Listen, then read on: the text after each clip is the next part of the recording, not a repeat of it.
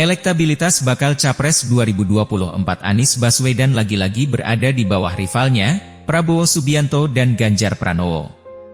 Dikutip dari tribunwow.com, terbaru, dalam hasil survei Litbang Kompas, dalam simulasi 3 nama Capres, elektabilitas Anies berada di angka 19,2%, sangat jauh dari Prabowo dan Ganjar. Menanggapi hal ini, Partai Nasdem mengaku bakal segera melakukan evaluasi pencapresan.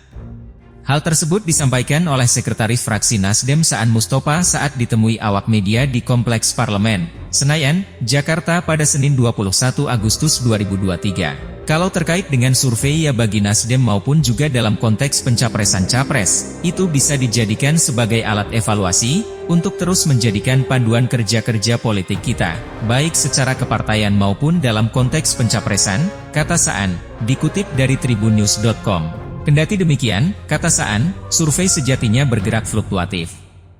Namun secara umum, elektabilitas Anies terkadang naik maupun turun.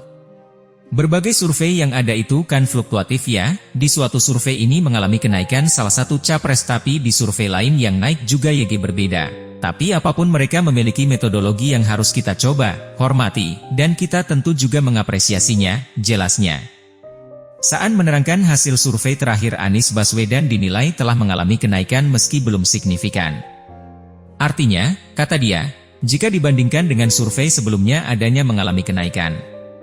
Menurut saya kalau misalnya trennya naik, insya Allah kedepannya juga akan mengalami kenaikan yang konsisten, sehingga memperpendek jarak naik dengan Pak Prabowo maupun dengan Pak Ganjar, katanya.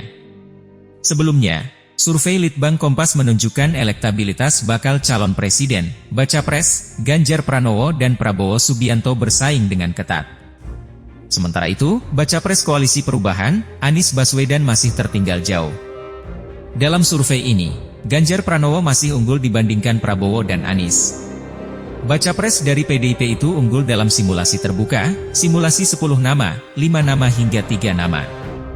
Dalam simulasi terbuka, elektabilitas baca pres Ganjar Pranowo dipilih responden sebanyak 24,9%, Prabowo Subianto 24,6%, dan Anies Baswedan 12,7%.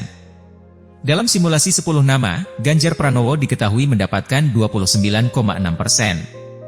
Sementara itu, Prabowo Subianto 27,1% dan Anies Baswedan 15,2%.